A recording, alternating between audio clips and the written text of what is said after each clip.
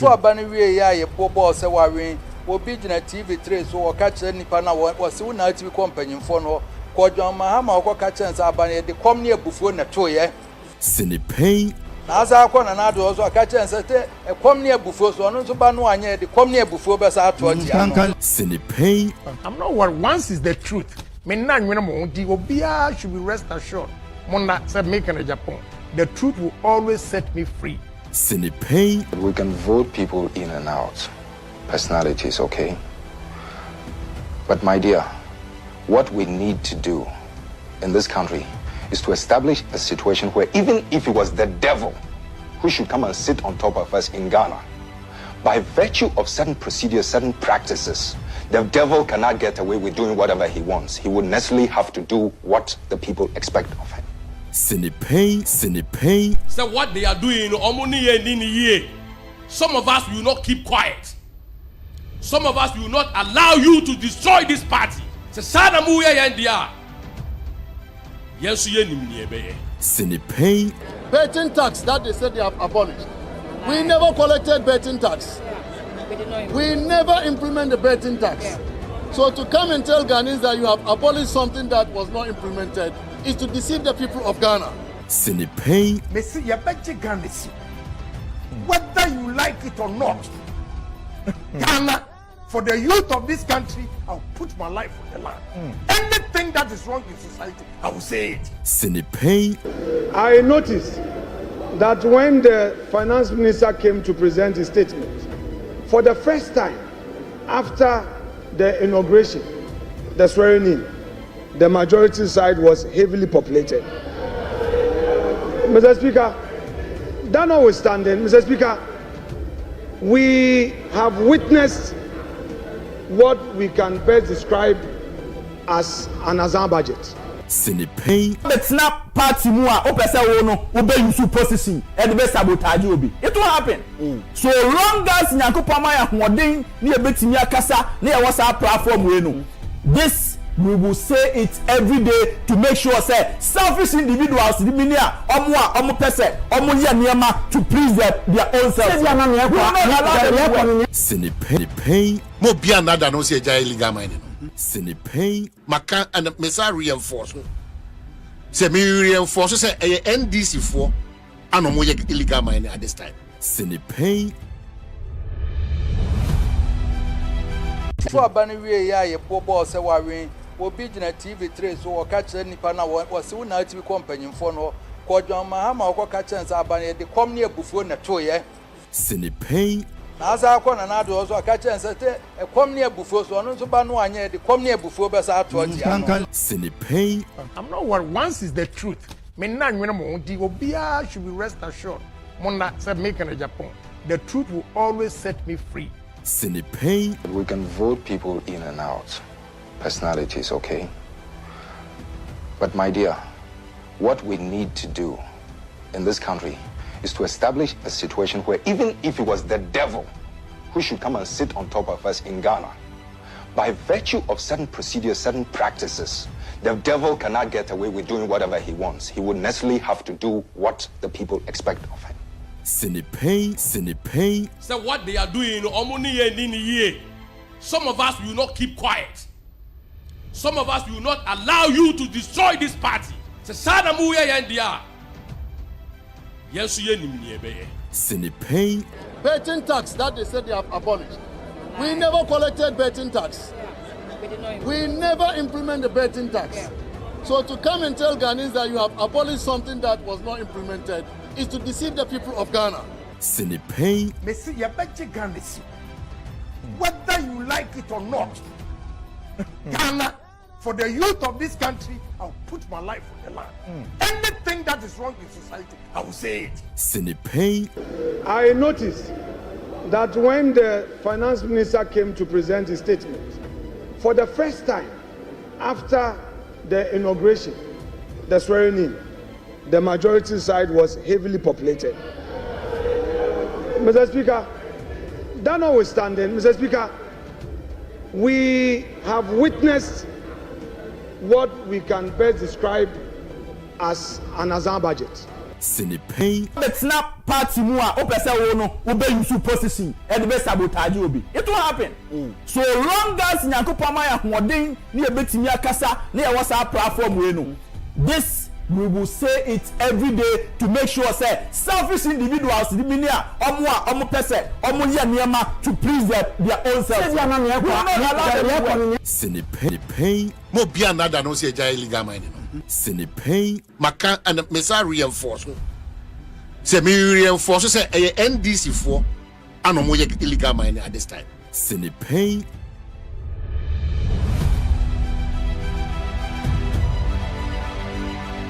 Sini Pein.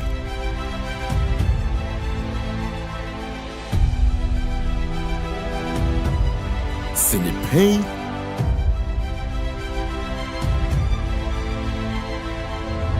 So abani wie ya ye bobo se wawen obi gina TV3 so o ka kire nipa na wo se una TV companyfo no ko John Mahama o ka kire nsa abani de kom ne abufuo na to ye Sini Pein. na asa akọ na do so ka kire nsa te kom ne abufuo so no so ba no anya de kom ne abufuo be sa ato ti ano Sini Pein. I'm not worried. Once is the truth. Me na nwene mo di obia should be rest assured. Mona said make Ken Agyapong. The truth will always set me free. Sini Pein. We can vote people in and out. Personality is okay.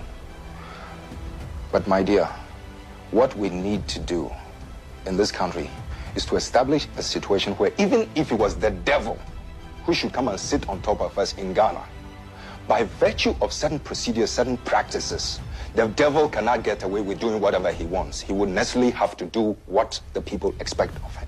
Sini Pein. Sini Pein. So what they are doing, some of us will not keep quiet. Some of us will not allow you to destroy this party. Sini Pein. Betting tax that they said they have abolished. We never collected betting tax. We never implement the betting tax. So to come and tell Ghanaians that you have abolished something that was not implemented is to deceive the people of Ghana. Sini Pein. Messi, you better Ghana. Whether you like it or not, Ghana, for the youth of this country, I'll put my life on the line. Anything that is wrong in society, I will say it. Sini Pein. I noticed that when the finance minister came to present his statement, for the first time after the inauguration, the swearing in, the majority side was heavily populated. Mr. Speaker, that notwithstanding, Mr. Speaker, we have witnessed what we can best describe as an Azan budget. Sini Pein. It's not party mua. Opesa wono. Ube yusu position. And be sabotage obi. It will happen. So long as Nyankopama ya hoden ni ebetimi akasa na ya wasa platform we no. This we will say it every day to make sure say selfish individuals the minia omo pese omo ye niema to please their own self. Sini Pein. Mo bia nada no se jai illegal mining. Sini Pein. Maka and mesa reinforce. Say me reinforce say NDC for ano mo ye illegal mining at this time. Sini Pein.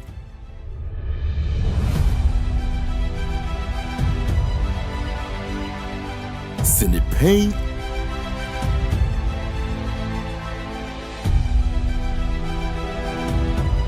Sini Pein.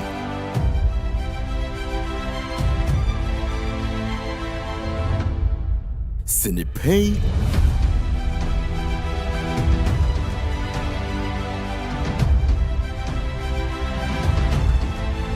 Sini Pein.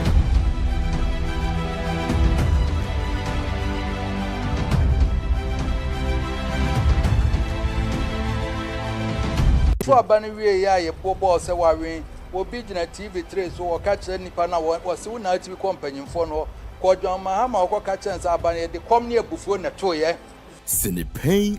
na asa akọ na do so ka kire nsa te kom ne abufuo so no so ba no anya de kom ne abufuo be sa ato ti ano Sini Pein. I'm not worried. Once is the truth. Me na nwene mo di obia should be rest assured. Mona said make Ken Agyapong. The truth will always set me free. Sini Pein. We can vote people in and out. Personality is okay. But my dear, What we need to do in this country is to establish a situation where even if it was the devil who should come and sit on top of us in Ghana, by virtue of certain procedures, certain practices, the devil cannot get away with doing whatever he wants. He would necessarily have to do what the people expect of him. Sinipe. So what they are doing, some of us will not keep quiet. Some of us will not allow you to destroy this party. Sinipe. Betting tax that they said they have abolished. We never collected betting tax. We never implement the betting tax.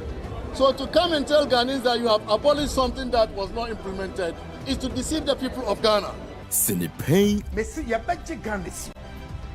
Whether you like it or not, Ghana, for the youth of this country, I'll put my life on the line. Anything that is wrong in society, I will say it. Sinipe.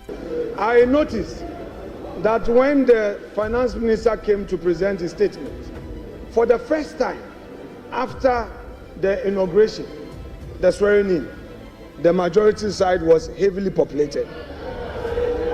Mr. Speaker, that notwithstanding, Mr. Speaker, we have witnessed what we can best describe as an Azan budget. Sinipe. But snap party mua opese wo no obe use position e de be sabotage obi.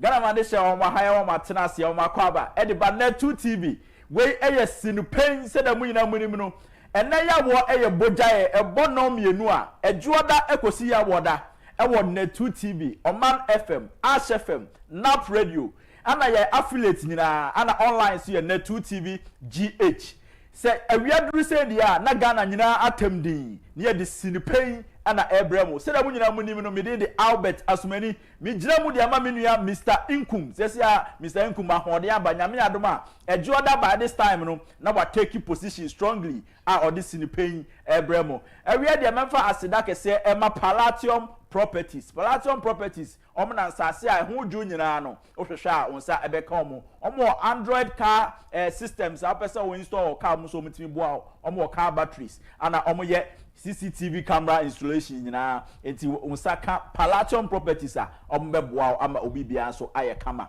aseda kese enkoma Fosua men powder de memedro eno na memedi diwie na omo koda omo san dika ho ansa ombibia atimi awie peye enti Fosua men powder me kanfo de ma wie aseda kese enkoma omo aseda kese enkoma Heart Builders Real Estate omo so na asase e ho dwo langas sembia nim ope asase a ubenya ewo chopoli eye ningo pram ana Shah Hills nso a hwehwe Heart Builders Real Estate na onomo eni enkomo mesa kanfo tabia takum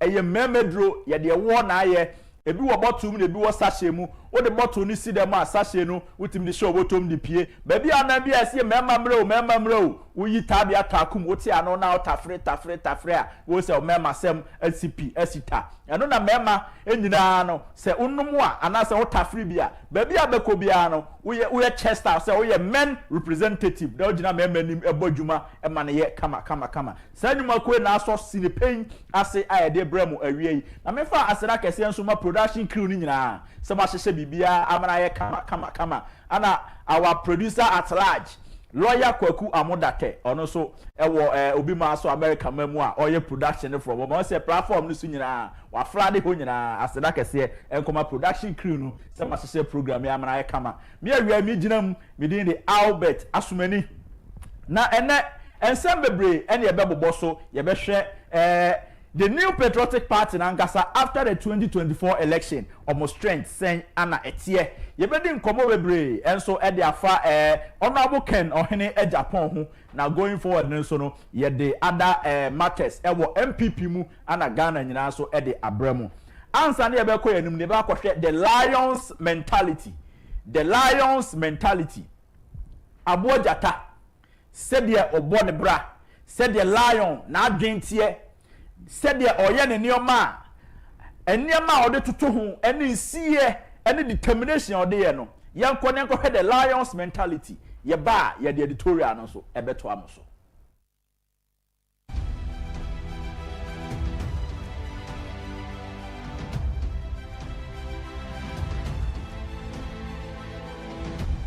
Competence. Lions are said to sleep around 20 hours a day. Still, they never go home. They get up and they get the job done. They earn their rest. They earn their success. They earn their freedom. There are great rewards for competence. In life, if you provide more value to others than anyone else in a shorter space of time, you will be rewarded, and you will be rewarded well and often. It does not matter how long you work. It matters how good that work is. It doesn't matter how many hours you put in. It only matters how much value you've created.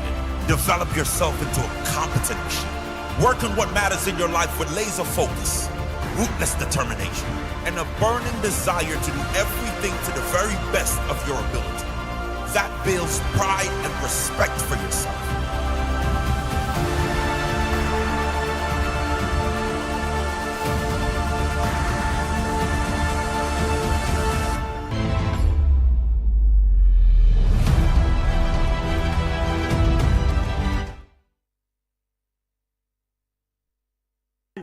The Lions mentality and your koko share no say ushe Lions mentality a we eye abo jata the competence say the jata bibia oye no odi nimdie na eye bibia jata ye no oye calculated abo jata nya obi a osore keke na otutu ne nan empo ansa ne se obesore se opia bontia kodi ne juma no na abo jata onimdie oye why the plans nyina. That is the competence of the lion. It is a uye nipa na se bibi sha won sa uye bibia se unim hu nim bia se oji hu nim die na enipa enka se uye incompetent as se utimi competent in every position bia de wato na yankwa anko se uye square peg in a round hole. Competence is very very important. Enti when ade a yesua afri aboa jata ho anase the lion ene awie say aboa jata no the competence ene ne juma odino se ode wo hototo no ho na onso ubo wa bra bosa se ba bia de obeto no obesua de age hu nim de na watimi a deliver competently a eno ene ma empanifo ka se wo ye competent na de na de ama so why amana ye fe. That was the Lions mentality. No Pein ana wutie wo hwe won na 2 TV ewo Accra yo Madina Zongo Junction the Kencity building Oman 107.1 FM enso ewo nkran pumput ni mantem ha ukọ Ashanti regional Ash FM 101.1 your number 1 second to none ewo Kumase ene Ashanti region nyina yetufo akọ Central region so a ye won NAP radio 90.1 NAP radio 90.1 ewa Simfosu awie omabie agum bebre medinchia kese ma NAP radio fo nyina ene motemenka ewo Ashanti region Central region ewo NAP radio su nyina no asedan koma mo ana crew nu so atimo studio ewo NAP radio ni nyina so awie medinchia kese ede Ebremo mede asida kese nso ma omo timu so Kumase HFM fo so awie Dan Hayes or therefore Ike ene abusuafo ni nyina mede asida kese efi Kencity building ni Madina ha ede ba Kumase ede mamu nyina awie ye hwe the new patriotic party ne strength ewo Ghana after the 2024 election saying that the new patriotic party ahoden akwakoye new patriotic party answer ne say ye baba ko 2024 election no na omo ye party a omo no omo ti abamu a no mu bu oman no ye to abana na akufo-addo nya over 53%. Say o share MPs and our parliament before the 2024 election no me 137 MPs and another new patriotic party ewo say ba ene new patriotic party but the production say the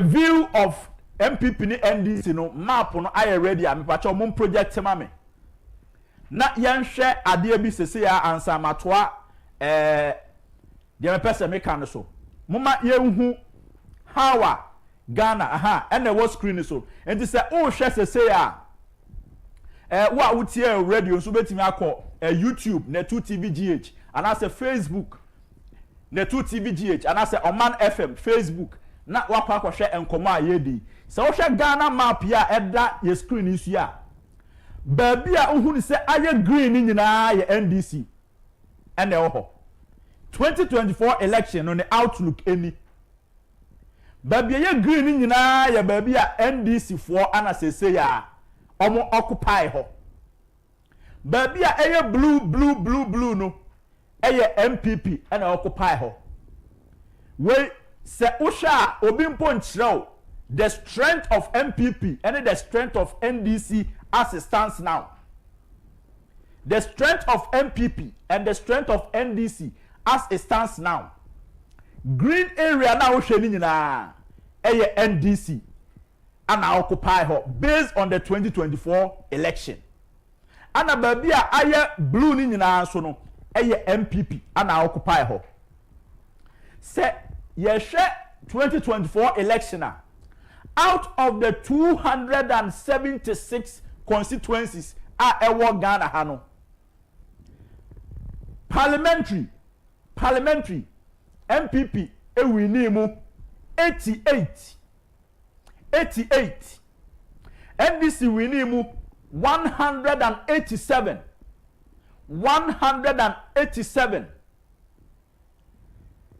and as they say Abaku Ablekumanov is under contention. And no yenim say eko NDC ho. And I say eko MPP ho. NDC we need 183. 4 of them are independent candidates. NDC we need 183. 4 of them are independent candidates. And I say Abaku enso ewo under contention Ablekumanov yenya declare enfama party bia enti se ohwe sa map here da ho ya green area ni nyina representing 183 MPs omwo homa NDC ana blue area no so no eye MPP 88 no white bi omu a eye 4 areas ho ye independent candidates omu ewo parliament se ya na yaka presidential out of 176 no MPP elusi mu 196 276 constituency no presidential election no MPP lusi 196 constituencies which now say constituency bi on pa MPP win parliamentary no and NDC e win presidential no MPP timi win parliamentary or constituencies via presidential and koye ama MPP. And it's already 276 constituencies. Now say NDC win 196. Now just say only 80 constituencies and MPP timi win presidential. Only 80 constituencies and MPP led by Dr. Mahmoud Bawumia, etimi wini out of 276. And to say usha sa adie we nyina na uhu MPP strength ene ewo Ghana ha. Say uyi all the 16 regions me no ka say 4 regions bi ho MPP any parliamentary seat ho. 4 good regions. MPP any akonya ho.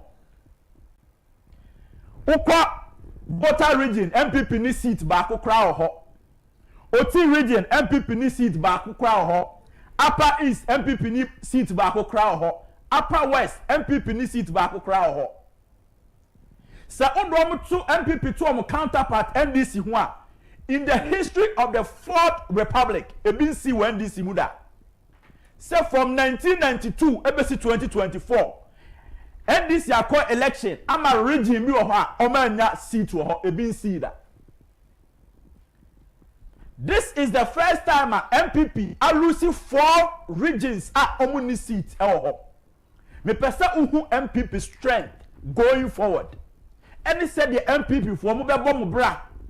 Na ma hoɔden a akɔ fam no matimi a rejuvenate mo ho. Ma revive mo ho. Ma rekindle mo ho. Na matimi asese party ni ye. Na masan aba abeje abanya no. esan say Ghana for dodo na ewo awreshemu MPP mu Ghana for dodo na ewo awreshemu MPP mu because say ofa the 2020 election results in poor enipa ankoto aba enipa ekoto aba ma MPP no okomubo mu omodo so che omomoto aba ma ajo mahama. That should tell you say a lot of people don't have confidence in John Dramani Mahama and the NDC. But a factors binti na woman koto aba. Enti sa nneoma ni nyina going forward as I say MPP for mo hwe sa nneoma no na mo hwe how mo party no mo hye no na sa short force year ba 2024 no mo how mo be solve those problems. Me no ka say MPP and you see all polling stations there was zongos with the exception of Winneba pe and MPP zongo MPP timi wini ye zongo se wo Ghana ha nyina polling station bia situated in any zongo community MPP lost it. Why? Ask yourself why did MPP lose all the zongo polling stations with the exception of Winneba zongo? As I said, Winneba zongo no credit case study yetimi hwe ni influence Winneba zongo a ema MPP timi wini ho.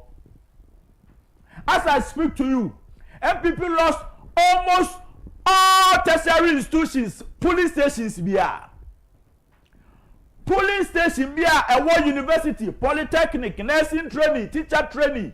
MPP lost almost all of them. Ask yourself why. Ask yourself why. What happened? And the MPP echo election. Na polling stations are ewo zongos nyina no. MPP timi lose sa polling stations no. Na Winneba de pe an MPP timi wini ye. MPP de na say omo ye intellectuals.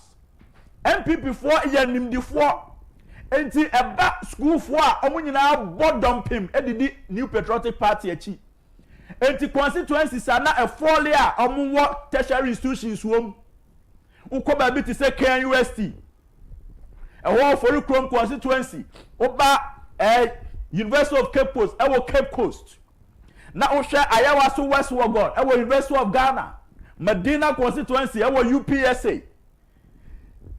You can name it. All the tertiary institutions, they fall within one constituency or the other. But at the end of the all the polling stations say what school for now. Almost MPP for them. This time around, school for the 10 or many and the MPP for. Why? At the end of Kobaya, Emma Sanyaman, a 2 MPP. So for the 6 northern regions, sir. 6 northern regions. Name them Savannah, Northeast, Upper East, Upper West, or the same. All the 6 regions are what the northern region. No, it was only 5 regions and what the north. Only Northeast, Pet and MPP a winning here. MPP lost all the 4 regions in the northern region. MPP lost the northern region itself. MPP lost the Upper East, lost the Upper West, and lost Savannah region. Into some of 5 northern regions. Now say only Northeast, and now say MPP, Lucia, etimi na omu lucy 4 regions na akana. Now the presidential candidate, you know, and so obia yenim say oye nodna. But this time around, on Rankasa not necessarily ni mine, not necessarily MPP mine. As through 5 regions, and MPP was able to win only 1. This is the strength of MPP after the 2024 elections. Yeah, the MPP stronghold. Yeah, MPP stronghold. That will be able to say the Ashanti region. The Ashanti region. For the first time in the year 2024, NDC won 7 seats in the Ashanti region. MPP stronghold. ye kasa MPP de o pe baabi a ehɔ no untimi fa bibian form asia Asante region. But what did we see? MPP Omotina ho mom stronghold no NDC for about benya 7 seats e Asante region. This is the strength of MPP as we speak today. Dia me nyina me pese hu how MPP ni sunsum aye ene e wo Ghana ha. Se ofa Asante region say the midi kaka say eye MPP stronghold no. Ye fa voter region so a enanka eye NDC stronghold. But be ba kire wade bi say per the 2024 election voter region is no more the stronghold of the NDC but the Ashanti region. Ashanti region has now become the stronghold of the NDC. Ashanti region, I'm repeating it. Ashanti region has now become the stronghold of the NDC. Why am I saying that? I am saying that Ashanti region has become the stronghold of the NDC because in the 2024 election, NDC had 697,076 votes in the Ashanti region. And NDC, they had 697,076 votes in the Ashanti region. Yanko voter region, Yanko voter NDC nya stronghold. NDC nya 584,234. 584,234. Shasa vote to a natural mehifa na NDC ayom stronghold. Asante region ye MPP stronghold no. NDC for now almost 700,000 votes from there. NDC acquired almost 700,000 votes from the Ashanti region. And they got 584,000 from their stronghold in the voter region. This should tell us that now NDC now more votes from the Ashanti region than their own stronghold, the voter region. This is how the MPP is looking. NDC moving from 27% of the 2020 election and they got 33% in the Ashanti region in the 2024 election. This is the strength of the MPP today. MPP 4, it is not about any single individual. It is not about any person. It is not about anybody's selfish interest. It's about the members and the people of Ghana. As I say, MPP 4, muyem, na musha say, adia Ghana for any anyi huni. Going forward, adia nyebetinya ye, I'm winning the confidence that Ghanaians had in us. Wait ayasem sebe, and the way anamidi jamu. Musha MPP 4 ma brabum. Na musha hawa mbebom bra. Na wamwini watimi wakame entun chen. Na whatever a course in 2024 a cause this huge damage to the party no. Monsi sano. Na mum coming out stronger in the year 2028 to come and recapture power. We ayasem sebe aha anam the editorial nisi. Meka say utie No Pein e wo na 2 TV. Na utie wo Oman 107.1 FM. Utie wo Ash 101.1 FM e wo Kumase. Na wasatie e wo NAP 90.1 e wo Central Region Asin for to be precise. And tiagase yankoma mo amonso mo hwe e wo na 2 TV GH e wo YouTube ana musatie e wo Facebook Oman FM. Abrochen so going forward now acknowledge all of them are fire across the world. Within the Albert as many ye try ho ye ba ye the Ghana nkomo e beto aso.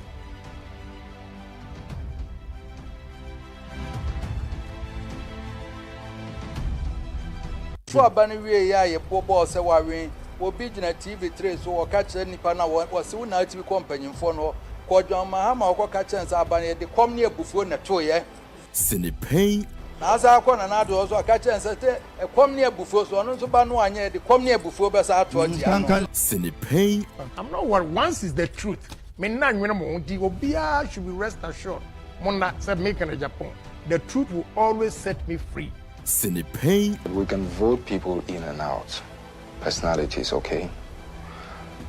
But my dear, what we need to do in this country is to establish a situation where even if it was the devil who should come and sit on top of us in Ghana, by virtue of certain procedures, certain practices, the devil cannot get away with doing whatever he wants. He would necessarily have to do what the people expect of him. Sini Pein. Sini Pein. So what they are doing, some of us will not keep quiet. Some of us will not allow you to destroy this party. Sini Pein. Betting tax that they said they have abolished. We never collected betting tax. We never implement the betting tax. So to come and tell Ghanaians that you have abolished something that was not implemented is to deceive the people of Ghana. Sini Pein. Messi, you better Ghana. Whether you like it or not, Ghana, for the youth of this country, I'll put my life on the line. Anything that is wrong in society, I will say it. Sini Pein.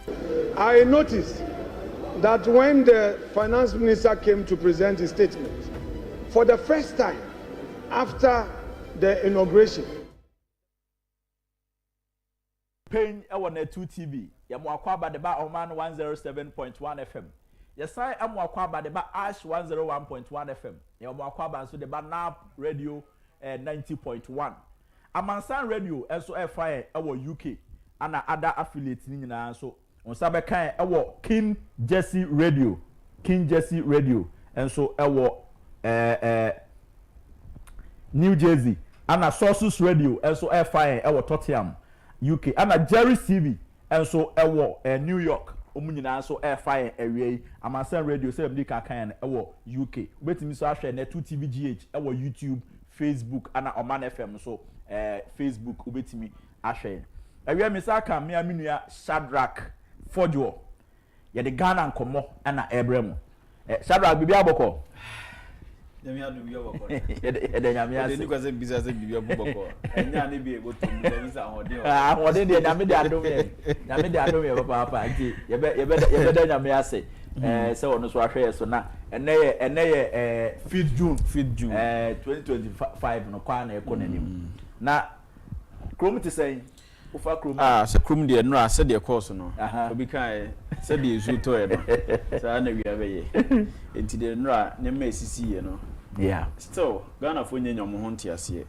anse be sha ase man fan chia kese ma ati wo mantin fo nyina omojo che o mo me chia me ankasa me na ponsa tin kakabo the second anyino fi brimpon me chia ati bu man hene ohimpo siama freshman me chia wa wie kwapons na kwa me chia o wa kenga mu nyina LPP chairman ene mpanimfo mo ati bomantin e chia mo e chia business executive for Ken for awie ya cha MPP fo nyina o ma party no na enye nipa bi ho do na wo mu na party no do wo mu ya cha mu nyina awie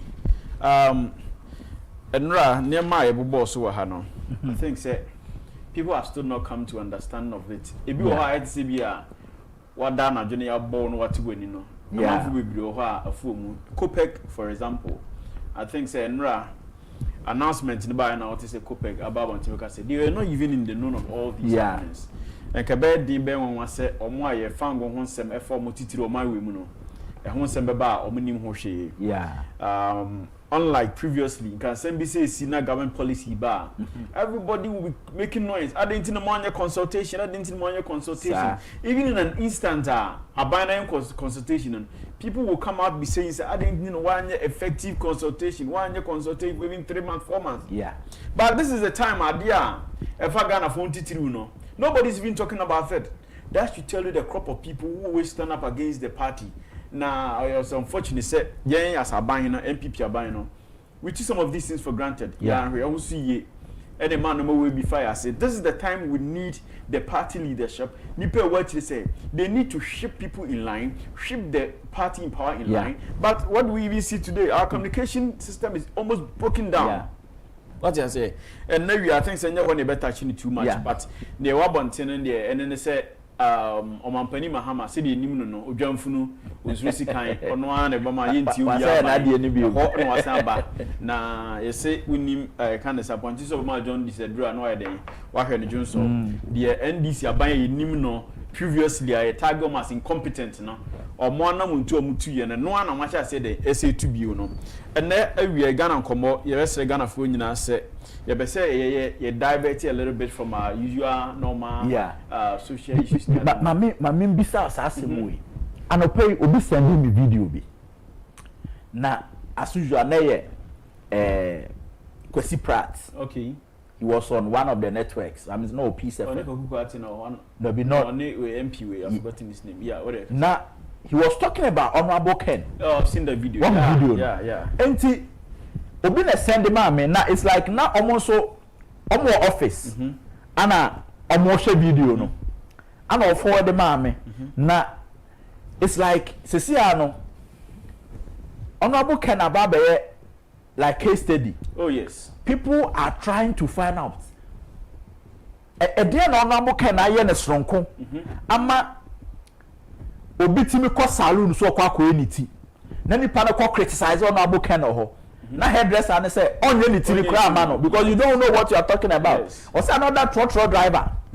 Obi etini car mu na obo Honorable Ken Ejina driver ni se masa ade e koso o Ghana ha na nipa oba be se bi Ghana na wo Ghana wasem no. Some more politicians more than say na na mo ye na kai kura mesiu. Ofa kroma sa kind of conversation no. I say na what no na what like how does it feel? What who say there's an issue you say kind of say me pese ke e ko hu bi no kuma bisa say ye nko no nyunyunyu e ho no ho na say ye ma ne nye hyehye ho issue na wa sha say ta na e ho na I think the M free ho. Yeah, abanya ya ba aban mu for the second time. The call 2 of the 8 years. Yeah. From 1992, 96, 98, 2000, 2004, 8, 12, 16 and 2024. Yeah. We share yen performance in our last election. 1992 the M say it was almost kind of and they na fi na agro na chassis. Yes.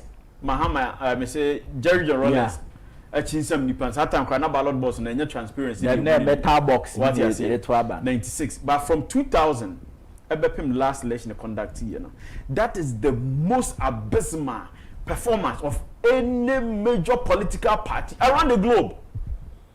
Party Basso for the second time. Yeah. What's your baimu? We introduce you a vice presidential candidate. You can check the records around. The most developed countries. Yeah. Almost see more Barbara Bono. Say wa kwa battle so or candidate or yet a representation of the government in power, which is say the second gentleman of the country, you know. Ebe kwa battle so alusu this abysmal. What na say bisa won say eba ne sen and asani mo buy. When people are now projecting Honorable Ken Agyapong, that is one of the strategies I had wanted to mention up today. Yeah. Say so we are man yoku now quite election now we lose so bigger. Yeah. What are some of the strategies you could put up to come up again to win an election or to have a good image for winning an election? One of the friends saying Neoma I also consider as a party wako about so well lose abysmal, you know. One, you need to look at the way you choose your candidates. Candidate selection. Yeah. Is one major thing say me ya buying my better ban so but ya buy mu my free power na me free yes me lose election no me lose election now to the extent said now the majority in parliament, you know, if it's only 100 members crossing just on we are almost at par with them. Yes.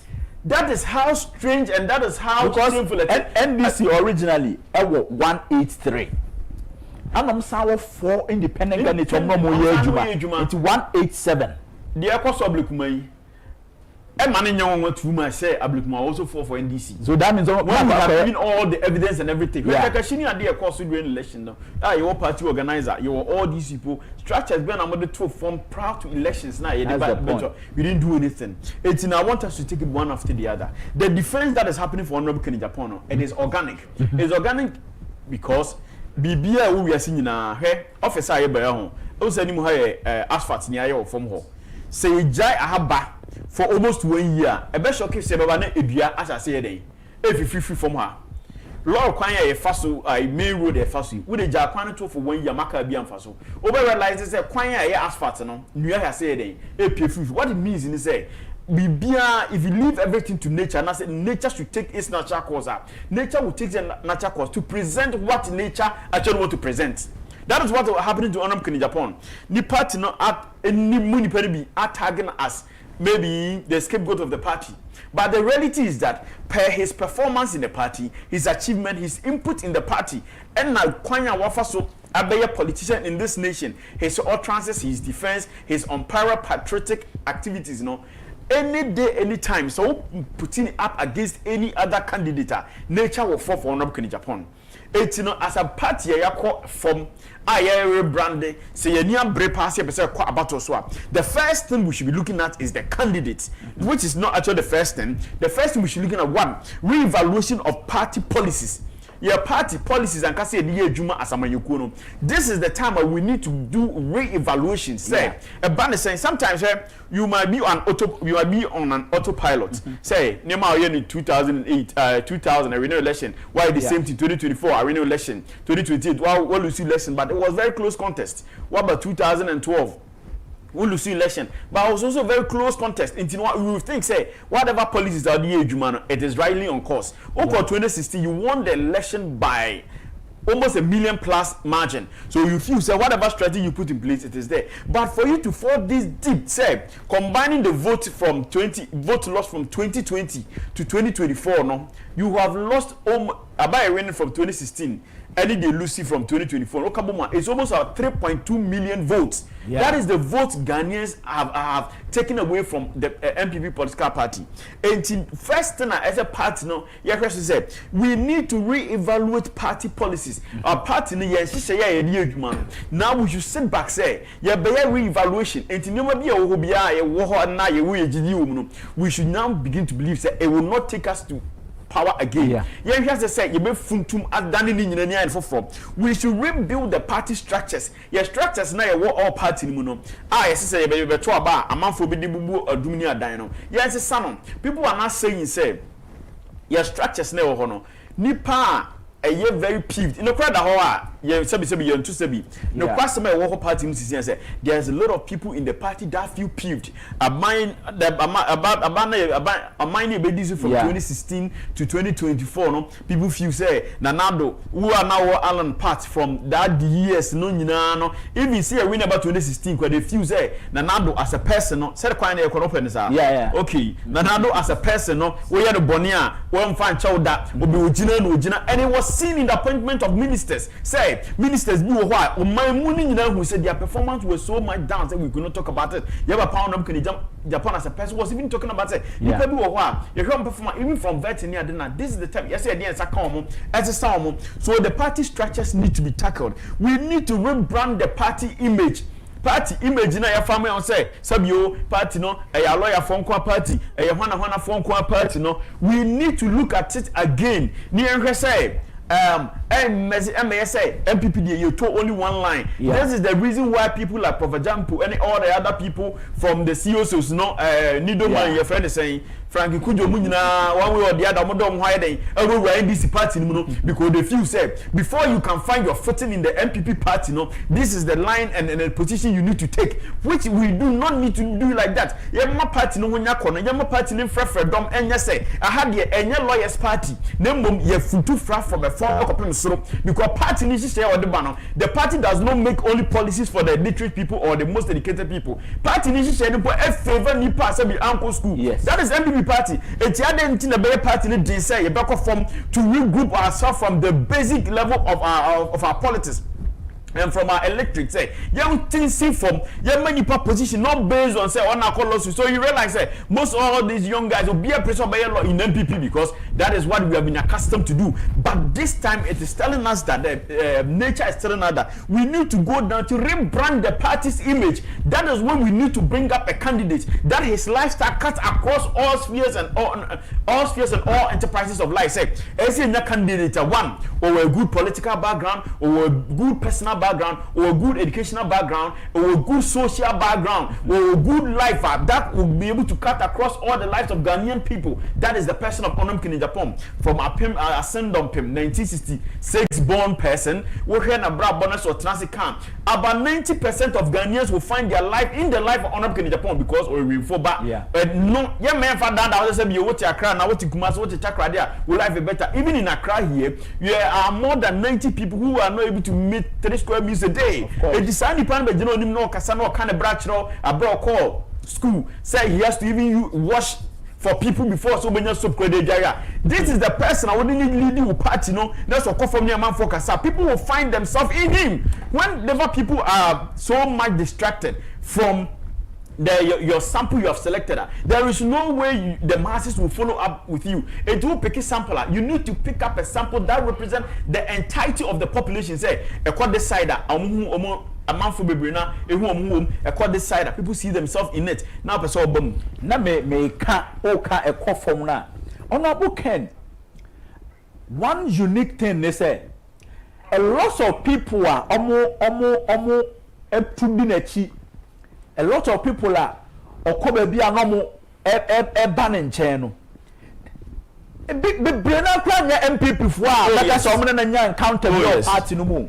But it's like enkofo they have followed the man keenly. We share the video na mekan. It's like Kwesi Pratt and Kasano, he was astonished. So like, what is Ken Agyapong doing? So that stranger is making all of the people now following him like that. That should tell you, say, this is the directional echo. I wish say Kamenya Doctor and Ekumi, the director of research for the New Patriotic Party. Number be so say before crown say MPP na ebe be nomination say ye kwa kope obi a obedi party na nim no. Anya party na interested say aside say you follow your constitution na ya kwa koyi obiam na di party na nim no aya party no e was strategy bi say research ben ya from research na en guide and all the time they say the democracy say okay I say be nomination sometimes party mpanimfo no kra no mo ye mo research we na mo say abranti ote hey this constituency or popular than even the sitting MP the next election you sitting MP no good. Ye ne city MP ni nkasa na ya fa ni ba foforo enko na ya nkwa lose seat. A lot of city MPs 49 seat MPP lose ye nyina ye seat a hono na the other people either say NDC and as independent candidates were stronger than the main candidate party present here. But is it the order of the day say yaka say ye de bia ye de ne beko contest I say all the time you be no be person could be a bemwa. One say me can say but be MPP Genesis here no going forward no see a person win election now. The first thing I say and say we need to re-evaluate the party policies. Of course. Re-evaluation that is what we need to do now. And to say the work as a we here party the research person director of MPP no na or no any the team across all the national positions, the regional positions, because even constituency level your research department and I make us say I didn't back say we are on autopilot Juma 2004 no and one Juma so you realize say the crop of people the party research you might even surprise over the period they are the same crop of people within at the same offices change you more and a sub you so once send pananas one fan new ideas new brains are on board. They will stick to most of the time. People are more liable to stick to whatever they know. Yeah. Than some of the new person about who's here. Even how it is here. If you bring a third party here, and to any so one thing as a party here from now on what's say a bar as a party now say out of the party's own riches, no matter whoever that seems say one year preferred candidate, research from the form ever say this is the potential candidate. They represent the party, the constituency or a region or a district leveler when the bet me afraid dom am a party because party the dom and the numbers and leadership as a political leadership now it always as a center of pillar which is always around a friend saying it has always been a central pillar around which national progress tie yini pass o medidi party anymore say ni pa na brabo ni subane na namontuo ni se ne wote no national progress etimi eden e won ho sesa nipa we die ye hwe na namontuo over the period of time yehu say omanum puntuo danakoma so no waye nhihye ABCD eno hunti ne betima ka say this is the right candidate to represent the political party because we see that he has made a moves, he has never made a steps that national progress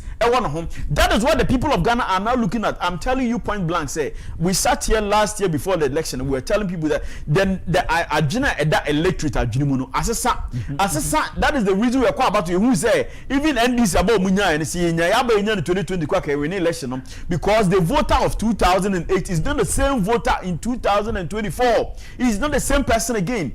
Et nipa na ye dey never represent party no ye mfa nipa ye dey be gina Ghana for nim say nipa we ne dey mamo say ni kwase ye kan ho ase kwa say Ghana for no hwe nipa no hu say nipa we so so person obeya o man Ghana yi a ono ankasa his own small way dey no why ni yi a ama eso mfa so aka o man Ghana. That is what the people are going to look like. We are not going to look at the normal conventional political person again. People are going to look at somebody and a brabon and namontuo no it comprises around national progress. That is the candidate you're presenting and that so about the first 10 political people in this nation e bia beka say bia onam Ken Agyapong and some other person ni bia or more brown more before politics, within politics, outside politics, I just say, Sani Paway or General Man Puntu, my own constituency at Tebu Omante is an example. Ye will nipa. What be a company or anya for almost 900 people here more at the start factory near Mantino. That is what it is. Just all the honor Ken Agyapong could also candidate. Now the any other person could say a candidate here presenting a moment.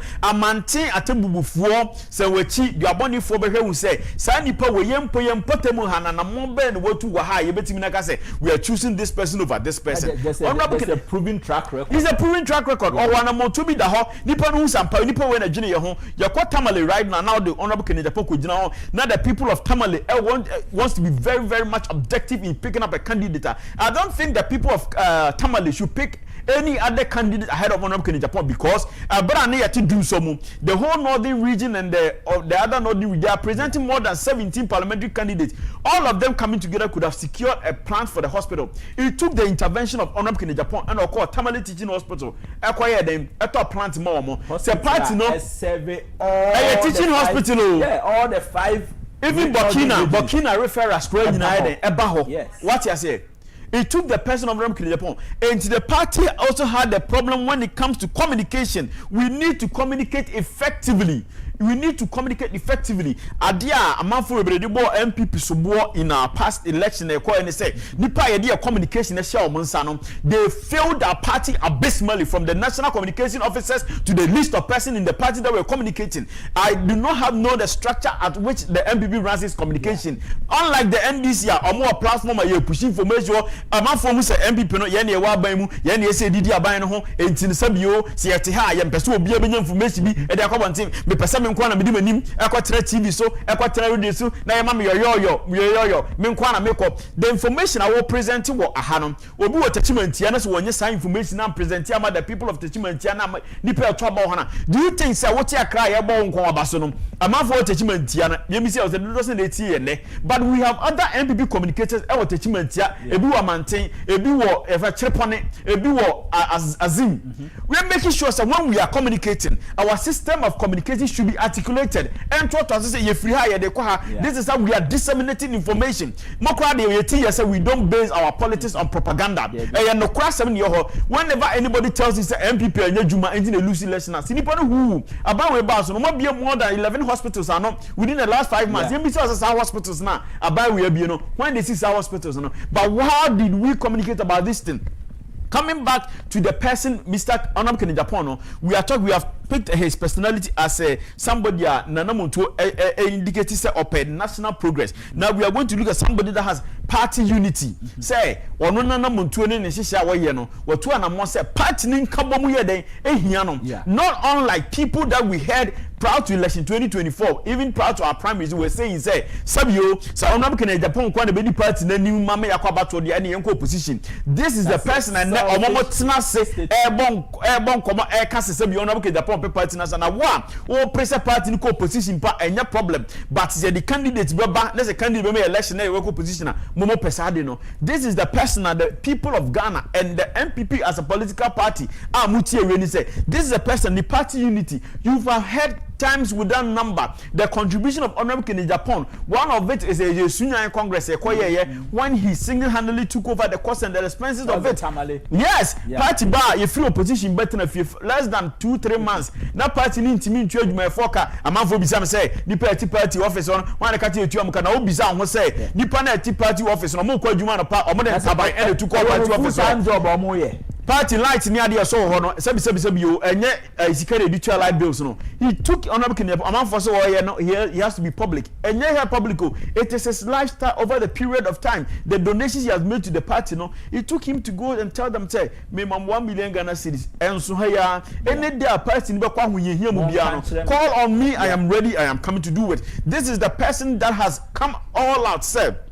Even the Pampa Afun party na way back no, this is the time I hear regrouping. So party didn't come home near for Safo in America and yes we say we a few threatening about this person's presence in my political party and when munyi sin chain na for wemra so we be any mood ya munyi sin chain. MPP as a party should now know nipa nim a form for na bebrena nim say ya nipa o pe party nin kabum party nin koso onye titimu onye nyiyimu a Honorable Ken Agyapong is the top notch person. I do not think say any communicator of Honorable Ken Agyapong has sat on any platform or on this platform to issue out words of derogatory words against any other candidate unless we have been pitched or we have been tickled first.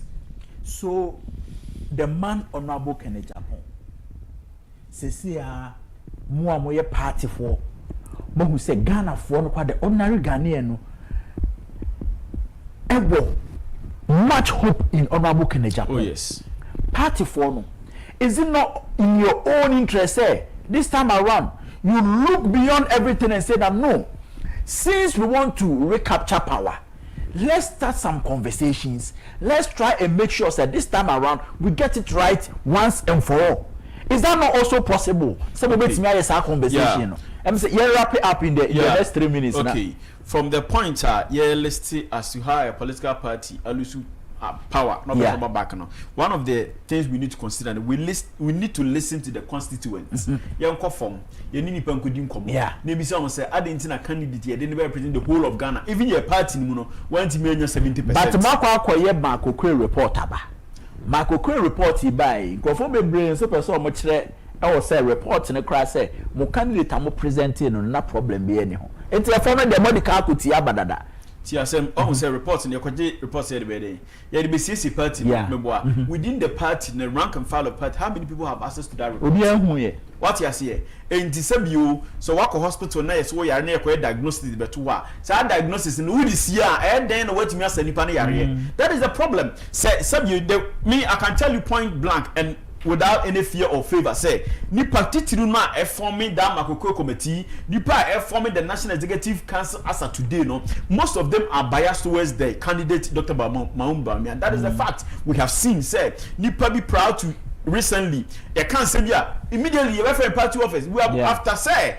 you're hitting the baby hard no now we be cancel criteria at the other candidate cannot say asa na mani na jai bisa won say and some abronya kwatena wontumi TV ekeka no say aha no bitena ya ka odin say kanipa benya kwanya betena me na me betena ka sanse me ka menyu abo papa say me no kan ya your friend no that should tell you the crop of people we have it's here restructuring now we need to start the restructuring from the top. Yeah, now that is where we need to start from. Say young fire and sanka so and can the whole of the National Executive Council we should have dissolved everybody over there from the party chairman, the vice to a list of persons. We should let people be acting those positions, all regional positions, especially our stronghold position. There is no way Chairman we should have been leading the MPP as representing himself as a chairman of the political party, even as of today. That's how can I? Oh yes, that is the fact. Obeki party no party crap. You're kind of saying the seat over 47 seats now party NDC only 3 seats now NDC how many seats 7 seats now the Ashanti region your friend say your stronghold no MDC numbers we know Ashanti region it is more than the voter we know the voter region and you call yourself that you are the chairman of our majority of our stronghold The fact is there. We're not saying that I say yo or what time away man as say eh wajuma and a ye and I see you now say we major customers now we salesperson who lose customer we have started the salesperson. So we are telling people say even before say back national primaries or any other primaries, some people should let their conscience speak to them that they should step down because they are the cause of which this party is at this level at this time. We should consider building up good relationships. So we'll step it down and come and step down because instead Ghanaians that party no do makuma say the chama bute kan say party no do makuma na me perform ai tax e dey share me sasa me performance me perform no me to me one dey so sa na party for na e womas leaders no they should let their conscience speak to them and get down from the seats they are holding. Let people come and act yeah restructure party no any reformation any regrouping the family ready election 2024 the candidates we are bringing in the next election e work from by bia means sano going forward in the next election no Ken Agyapong in 1 minute. Tell me why you have so much confidence in Honorable Kenna all the time. You are preaching, say he's the candidate as MP for the neighbor. Oh, just 1 minute, not pay and wrap here. Ghana, hire trouble. Nike co-university campus now. Obiampong Kasao. Because NDC for you say all the university campuses belongs to who? MPP. You call prisons are MPP and Kasa because when you say prisons about your to it is going for NDC no matter how NDC is performing or is in opposition. They should tell you that Nipa and Mabuno our confidence will move. Now, one of our biggest challenges as a country in this nation is employment. Who can put his son on his chest and hit his chest and tell you that I am going to give you employment with a proven track record? Everybody believes that now to a politician today, when Don Dramani Mahama is a good example of a modern day politician, and they say because some children so people do not have any faith in the normal politician again. Either than that, they are about to in 2024 and KND is about to almost 7 million votes, but that is not the case. So we are telling Ghanaians, say Nipa, I said, he has always demonstrated patriotism on my Ghana. 37 military hospitals here. There's a project ongoing in the name of Ken Agyapong. And the sub you say Ghana for Nipa, the Nipa way. Nipa ya to abom mu nyina da bia so ametere radio sitina TV so ameka ne say politicians na die no ambo mo ye bo ma basoni ade no who were there before election before gaining their political seat e ka omo bo and ye campaign and ye da anyoma omo ye nyina bisa won say sanya political seat political position omo nya ya would they have been able to do that even before he came to the party in 1992 he himself and another one person has donated about $1 million. Go and check the value of $1 million in 1992. This is the person party who do or man who do. So we are with him and always projecting. We are projecting because we feel that he is the most marketable product on the Ghanaian political market. Say Nipa and who want a job. We didn't could a job about Ken Agyapong. Anybody will him the way to communicate, the way even to project a political person. Yeah, the Ken Agyapong see what there is no way 10 politicians can even beat him down. That's a personality. Honorable Ken, any testimony no will still continue because let me say and some how can and near ma as na di ho en komo no said people have to know and the party has to take a decision on that. Minia Shadrack Fojo or a member of business executives for Ken and I'm in the twetwe nkomo ewo Ghana nkomo so me come hotel me ba ye did the big interview so ebetwa so minia Amankwa Isaac Ajare or a Sunyani West constituency second vice chairperson Anna Ebedi Nkomo ewo No Pein so make us a Jumadi utie na across all networks Kencity Media networks ni nyina Net2 TV ewo Oman FM ewo Ash FM Anna Nap Radio osan so etie ewo YouTube Net2 TV GH Anna Oman FM so Facebook ubetimi so ahwe ewo ho yes ewo across other networks awo Amanone Amansan Radio ana Jerry's TV ana wosan etie ewo Kencity Radio so ni nyina so ewo social media no so a obetimi ahwe ye twa ho taw ye ba ye de other interview na aka no so ebetwa so na before that no ma men kanfo Palladium Properties amount Palladium Properties omo ye adwumaku a nsasesem de omo emfani agro kra opa asase a ehodwo ewo dodowa waterworks opedu ododowa odumse aburi pukrom ana sha hills a ba bi amekanfo ede amount Palladium Properties. Omosaye Android car system installation, omo car batteries. What's the dying akodum pempen so bi usika asa wa ho de ayemre kohu Palladium Properties. Omo ne banks akese won hyehyɛ a ometinya ma usika e de atoa odan no so na yama mfie duenu 20 years na ode atua sesika na fio. Se we enye Palladium Properties a unya ewo baby a ma Palladium Properties ewo 0551 499919 0551 499919 and also betimi afre mo 0243 354100 0243 354100 na ne Palladium Properties eni enkomo me kan fosua men powder e the amount fosua men powder na yedura e boost libido obroni se e boost libido na che se emma wa ohu atinka ewo fom no onum fosua men powder emma watinka ekosoro papa na afi emma wa hoden kosoro e boost stamina na ma endurance eno ukọ jogging a ukọ na ukọ usinsemu saa na ukọ saa we eye fosua men powder nko etimi yesa magic we na sa duro ye duro a eye ma na eto ba mema ne nom nti ma no kodwa so no mudi dwa nyina wi a no makọ okanshi drug lane no makọ to fosua men powder e de aba omo ye aduane wi a omo de si dining table no so no na fosua men powder esi bedroom ho udidi wa dining table so no wi a ukọ inside so a wakodidi one fosua men powder na bibia aye kama adroi so opebi apa ewo Achimota no St John's CFC bus stop omo close to the Ecobank obenya bi ato Medina Queen Adepa Heba obenya bi adjacent Medina Old Malcolm anatema so Little George Health Shop Community 5 onsa ebeka bi ho Kasua omo Modern Heba same building with the Farm Trust Pharmacy obom traffic lights na se hwa onsa ebeka bi Accra Central so se dem di kan no Okanshi Drug Lane Thank you Pharmacy ewo na Plaza building num onsa ebeka bi Fre fosua men powder for ewo 0244 017097 0244 017097 and also betimi afre mo ewo 0552 812912 0552 812912 na ono mo ntwetwe nkomo sankrato nyina FDA de omonsa ehase fosua man powder no you can say be in charge in the inner room na bibia enye kama maw minia Isaac Ajare Amankwa anase Isaac Amankwa Ajare osunya ne West constituency second vice chairman atenase Ike me mo akwaba meje so obru na pom ti say akufo-addo ya nyame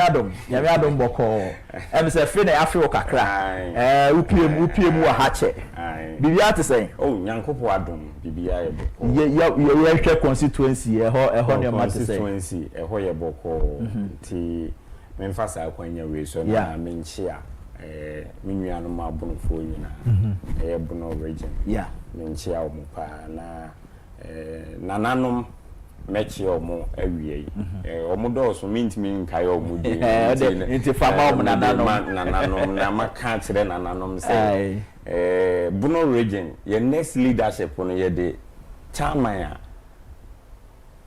sebi unya ntete ye wo fie o mana at the end of the day unyina on kan kire tribe bi say omudi omuku nipa omwi nipa emma nananom ma abonten meye press conference nti omunya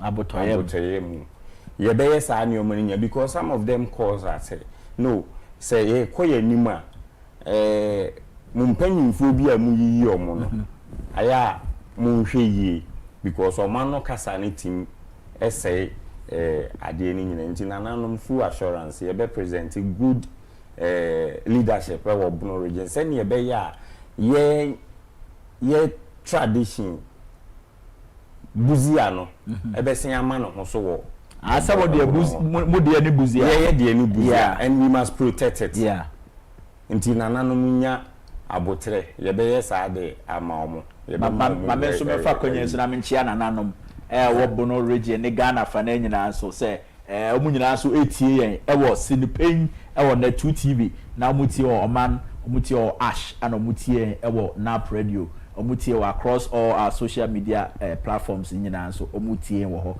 na be bia obi atie bia so obi akwaba e de ba na 2 TV so the last time I oba ha o can say what submit petition bi e de akoma the National Party about mo regional chairman your friend Kwame Bafo Abronye since o submit petition no e de call what a party nka what in car and more be na motu nkomo be na modidi e de afasa petition no right my main fasa kwanya we so na menchia na menchia omo ti omo hwew omo nam abefo kwan so hwew awie ye chia omo nyina na machia the only good in MPP as we speak Honorable Kennedy Kwame Agyapong ono ni gold no ono any good no one say obi e ka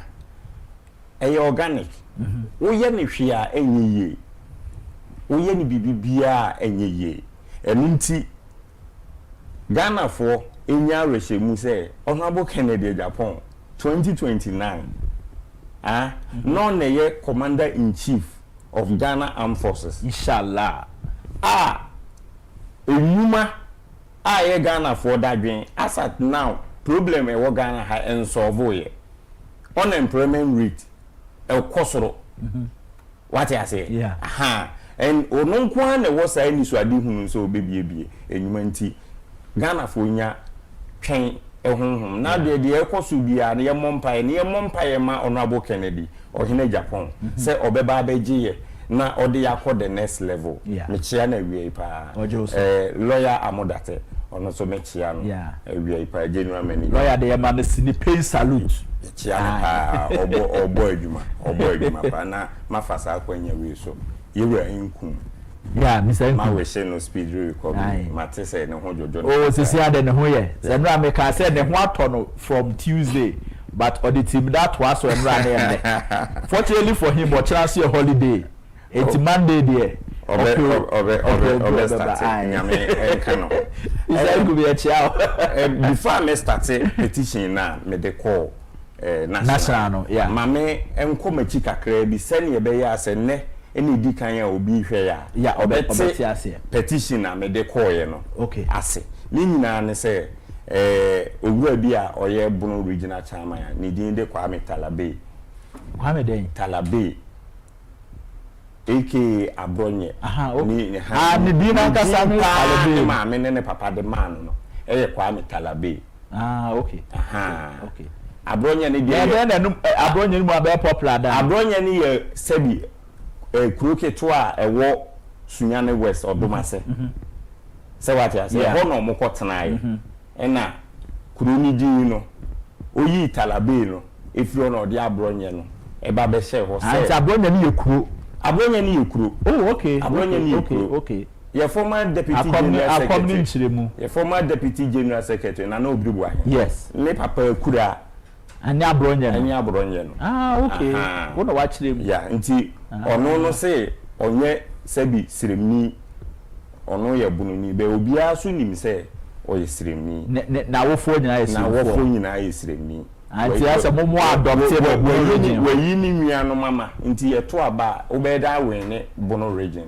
and the settlers communities in Bono region o mafa ba bia na we nnuano mama o ma di stone oni no wo kura wo firi so no o mo so o ma o mo meeting o mo nim no nti minim de oni na mu wo Bono region etna chama wuntumi TV eke kan sembi edefa Honorable Kennedy Agyapong sebi impreduasa me yetete me nti me ntena ha ensan repeat ansem no but I think say Ghana ni bia o tie ya wie bia tete de abra na yewura General Secretary Justice Frimpong Kodua I issue directive on 20th March say obia ni ho kwan say okọ kasafidie so ekoka party no ho nsema ebegu party no ho fi enu nti mfanto one na ewo ho no ye se ono abo sara adwo asafo a hyase ese enioma anko yi no ono so ebeka bi ye yere no wokurum ha ye nyina yehu ye yewura ns owusu bempa aboa papo eso starte ye okasa ye na ye man no invitation to disciplinary committee ana meboa no correct na otena se hwemu a saa enkrofo mienu no omokasa na omoka no na ekoma Honorable Ken Agyapong nti esese ye fa kwan bi so stop no ye wie ne de ono so bekati a Honorable Ken Agyapong no besi saa mire bi obi anka na se mukroma nti na esese metwe me party no mpanyimfo adwen si so se bibi sei na akoso so man ti a obo mama ne nti me petition no me de saa evidence ni nyina aka ho yewura letter o issue ye ne ayi ne reference number nyina me de kan ho de kokoma ho no kro ni nyame ani ma me mfa saa kwanya we so na me mo party mpanyimfo abaso da bi asem na koduro ma twere me back say omo de petition no amane and I think say saa ade na party mpanyimfo aye no eya ade a esese ye bo omabaso this is omo de buama omo respond petition to me petition no say ye ne saa eno na be ma amanyuku na aye strong because enso na buonko ena enso no dokono say ye kamitia eya na enya ye kamitia bia eno so eni say but me wo gidie ewo party mpanyimfo mu say omo ara asem no say ni siti a meti omonka ye pa sani ebeye de asundwe ebeba party no enti na o petition no wo twe omadwe agina so ana se o petition ese bi asotwe bi a abufama no me petition say asotwe wo ho because ye party constitution no oko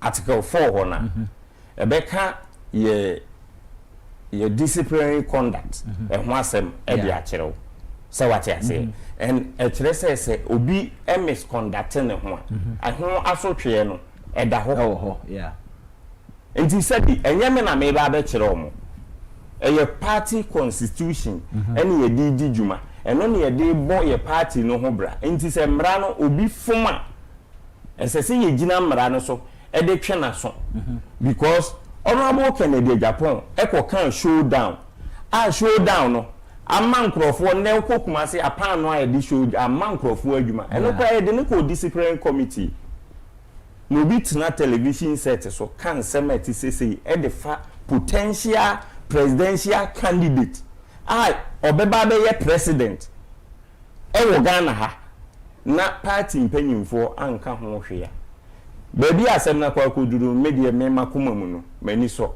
be nim say omo betoa so e de ho atemtenene e de aba beto na ma party no ahoden na ye ka no e di mu because opposition dey won fa party nyehwe enti ade party beba no you must avoid it enti so far petition no baby akwa koduru no minim se ewo ha se mpanyimfo atwere me me pam se ekoba se ye manipa hu a ye be manipa hu na akyere se no kureni party mpanyimfo omo ne mi adini yi se omo respond to me petition na me de call ye no na emum send your petition me state ni wo mu no ene ho asotwe bia e wo mu no enye me na me ka kire mpanyimfo omo ni babu de befa ye competition asemi wo original chairman Kwame ubo edine Talabe enze no so I said Nick guy name Kwame Talabe aka Abronye ono so akọ file petition ama party no matikwa se wasan akọ edibi so akọ NIB sa ade na abawanim nano mi hunu social media say or de meko NIB se mako kan se owo ejapade ahodo bi e de akoto Facebook enu nti NIB for mfrɛ na me mo omo na munya hwehwɛ mu efa ejapade kro na me ka ho asɛm na no kro ni nyame anim ni me nti bibia mfiri NIB for ho nti I have decided not to respond to it. Me fan say nyoma bi enenam social media with the letterhead of Kwamba for Abronye. Now if you want them to invite me, so letterhead is only a twede no. And I'm when the NIB for ankasa na be NIB for ankasa na party for nso mfro because it's what at the end why you mienu. Look, party for nyam frame me. Okay. NIB dia na Kwame Talabe edeme ekono me se omo frame a me de madanse a me wo ebe kwa akomo na de why we ama mahu se oyehufo because otere hu ntumi ho no o se ono nya ntokwa a ono golo boy mfa hu ono golo boy eni ntokwa wo anya sa na okan me kra no me nuru golo boy no me nuru golo boy no all refer to me as regional coordinator for Honorable Ken Agyapong. I was the regional coordinator 2023 as we speak. Honorable Abobi did say no regional coordinator. Ni nyina say sikana okoje ye na o say odiba begu Honorable Ken Agyapong hu fi no. Sikana dem ye omoma ne warning say adwuma no wonye. Sikana okokoje ye no. So the big one about Ken Agyapong who fin. Sikana adwuma no ntimi nye. Nti onya obibi ketewa bia I am constituency second vice chairman. Enu edu chen regional coordinator exit.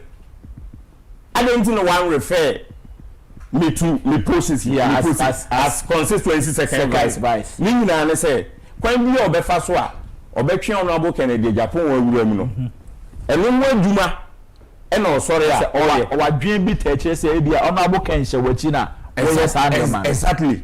Now baby a ode meko no me omo frame nko a meko because nyame na me de call ye ono na atwere akoma omo say me wahu ade bi a ma postu e wo social media nti omo frame na me enko access na yehu ni omo wo social media e di akire dia ene enka Kwame Talabe e ka kire say omampanyi Mahama don gidapo me yere also no so aye ne den me titi nsem also one na wo oh okay a video ni wo ho nti yeso ye be hu ba bi aye de be kose sa na omo pese ye nko na na just all part se ye fa bi o social media de call NIB and I want to be tinya so omo frame nko a me so me kwa me di sa video no e be kwa komo omo se omo so nhwehwe sa ansem se what ya say obi so odo be court onyamfa wo nko ya say me medical wo court wo na ba bi kura o de call ye no e kire say opese oye mischief na ye opese create some sort of tension bi na ye ka say kwambafo abronye ono so NIB for ate no na on fanye fans say kente sa ade wi wonye ade wi nka wonye da ye hwe mo party no mo wo ekwan a mo fa so a mo de ye disciplinary issues na we a wa ko file wo NIB akọ file wo party mienu no e ba ne sa mo party ne hye se na e ka NIB ne de e hokra no enye baabi a esese nkode ko yeah NIB adwuma omo ye no enye webi omo no eye adwuma akese bi te se de me kan se President Mahama ensema Kwame Talabe e ka fa no say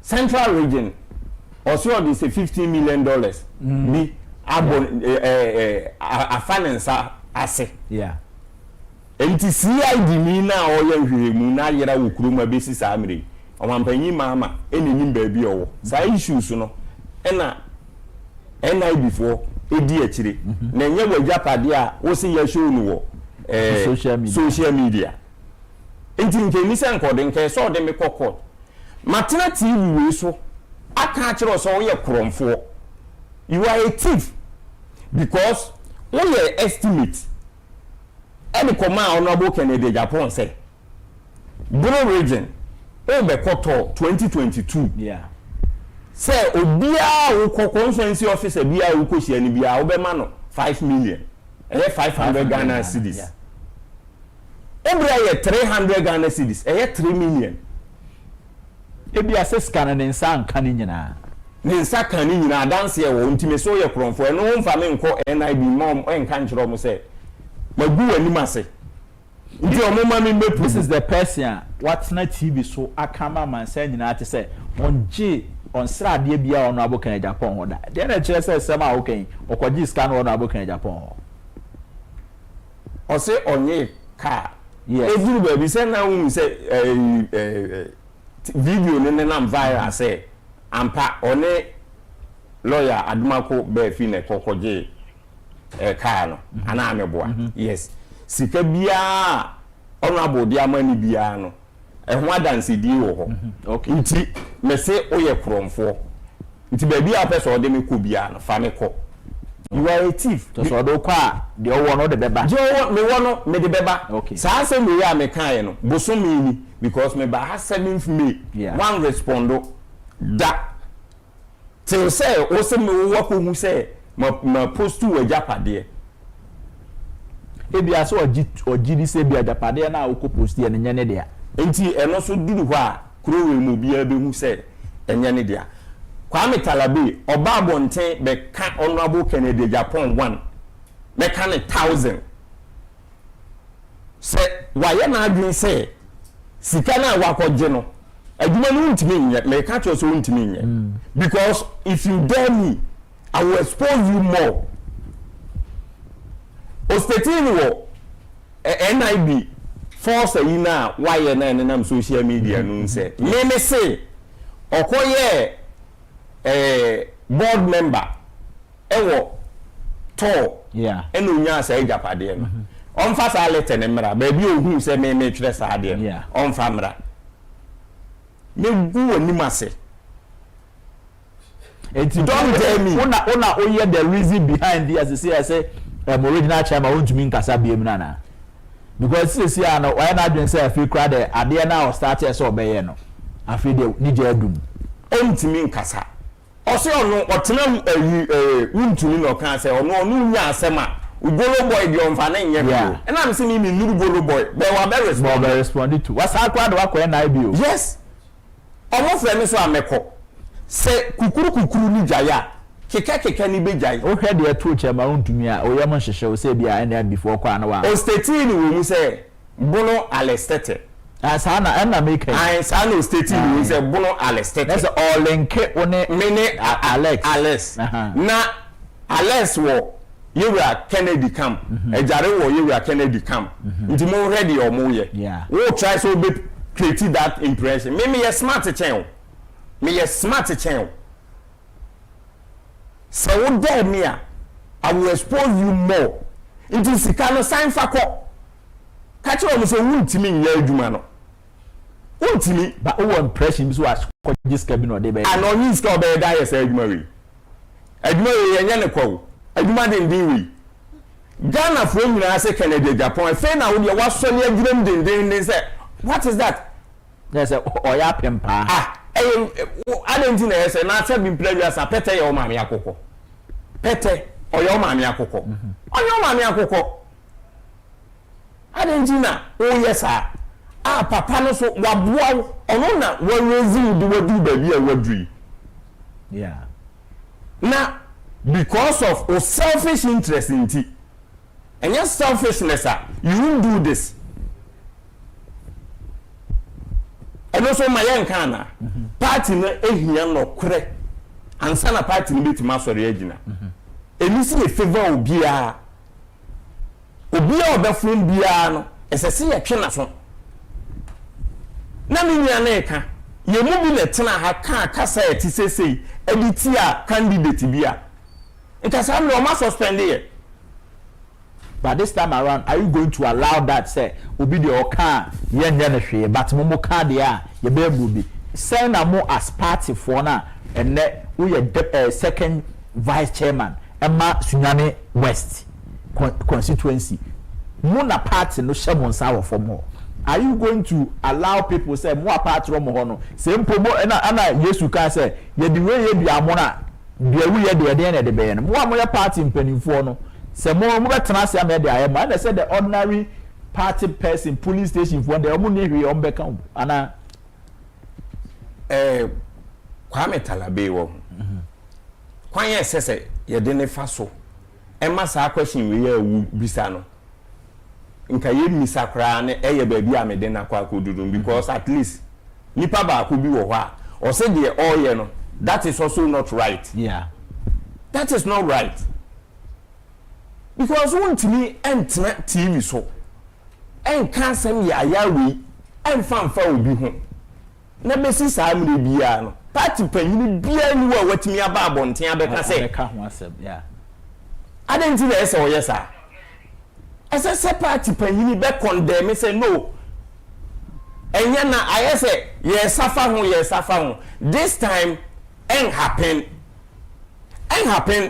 say mo say mo be say na ye be ye ni ye say mo say chen a mo be say na ye be ye ni ye and time ni duru wa ye nyina ye be hu party a ye wo opposition enyoma ye nyina na ye say ye de obi aba 1 2 3 into ese chen a say ye de ne san ba kura na ye ya ye be san de na ba no about 3 adenti na eso the party for kwa ahohiahia musa ana eyo say opposition na yete no ye pe mene chairman Isaac Amankwa Jare or second vice chairman Emma Sunyane West constituency ana etwetwe enkomo ene ewo sinipin so mamen kanfo Heart Builders Real Estate enfamao Heart Builders Real Estate eye company a manfo nyina agiomatum manfo nyina peomasem what to say about Heart Builders Real Estate na nya bibia na mom omonu kredie a omudi ewo omonsase tomu ene ama Heart Builders bi no ashita Ghana babia obi agbo na ne say the future planners Heart Builders ewon sase ni bi ewo Chopoli omo obi ewo Ningo Pram anomo bi o Shy Hills omonsase no omotimi di ma as low as 15,000 Ghana cedis na empo se usika nso na se utua 7,000 po a ometimi spreading kai no e de ama within 6 months na botua Heart Builders di Ghana fo nyina a ompeso mo hwe mo sase no e ko mo sase so free a omunji omo hwe omo arrange transport na omo de wakọ na wakọ hwa sase no opa na wajibi omotimi ma asase no empo half plot it Heart Builders there omo nim amoborofo Heart Builders no mo jitum say ancestor or your tenant the rest of your life it's so to be landlord enti landlord nso na hya se ne so obesase na wata asase hwehwe Heart Builders ewo ashaman omo wo kakito na ono mo ntwetwe nkomo no mo mpe omasase ne bi enfama obetumi afre Heart Builders ewo 0241 665200 0241 665200 and that's 0593 244 322 0593-244-322 na the Heart Builders ending komo na momwao na onso unya litigation free land ni bi na onso wasomadwo nyese wakota asase wakofa ho landguard me kanfo tabia takum me ka ho sempe na mrantie ni nyina ya bono yoyoyo esa say we eye dura mrantie enenom na tabia de o ma ye duro no o ma na ya homeka say aduro no onam baabi a everywhere you go na show botom baako ewo toam etoam de ne yemfa mpie ye de si dem enti eno no empa na tifi ho baabi a bedside lamp ni si no na tabia takum ensu si ho na sase once ne de ye de share botom utim de show walletim utim de show top pocketim baabi a na bia to say memamre si ano tafri bia ansa wakọ ho esa say eye memaduro na utafri bi na akọ nso a onkoma the same obeba no na ebo aba so say mo apiafo esa say obema ene obi a onsi nso ma so ham obema ne okotie na ode aba abese tabia takum ye tafre eye wo na ye de aye e ma wa ho ye den Emma utimi gyina wo na so obema Emma utimi tu kwanchen a omre we eye kasakoa ana me ka kire so ba bia na se mema ye so mema sama ba form o ba da bidijo ye bo untimi sori a tabia takum ana me kan fo ama ba bia obefa e pharmacy shop bia on sa be ka tabia takum ni bi na won so wati atafre na wa beye obema mu fre tabia e 0243 686861 0243 686861 na ne tabia entwetwe nkomo sankratwe FDA agi atum prekope ye tufa ne akọ sabata ho na fe yakọ akọhwe messages a omanfo aba na fe bibia so aye kama ama yen ubetimi asend message no WhatsApp 0240550899 YouTube so na 2tvgh Facebook na 2tvgh sabata bibi aboko nyame adum bibi aboko pa ye de nyame ase ye blue no se na nkofo aka mo asem na nye kama wa kama ati wani man kasa atare emienu pe emienu pe baako wo chairman ho na baako wo me ho no correct enti se hu a wahu chairman de na wahu me de na apart from hu baby abiem almost abo ambassador so me da o ma say wo de ka kan ma obo but I say e dey na one for ka yenti okay ma me fa YouTube and Shas Junior say connected at Ken 2028 Nana ya say good afternoon honorable gentlemen ya jo mo so honorable Amusan gentlemen and one Nana ya now say Mr. Inkum I thank God for your healing and good to see you back on my WFK TVC Sinu Pein bodybuilders for Ken TVC hello Albert Nanaya say I thought Mr. Inkum was back. It was all preparation for the segment. I pray for your speedy recovery. Yadana say. Kofi Kwanzaa say, Mr. Albert, you look very gentle in your dress. So we are for Ken, no Ken, still no votes. I am connected. Nanaya say, Brother Albert, you are doing a great job for stepping in for Mr. Inkum. God bless you. Amen. What to say, Mama say, Albert, who is your designer? Your native words are always on point. I need some for my man. What's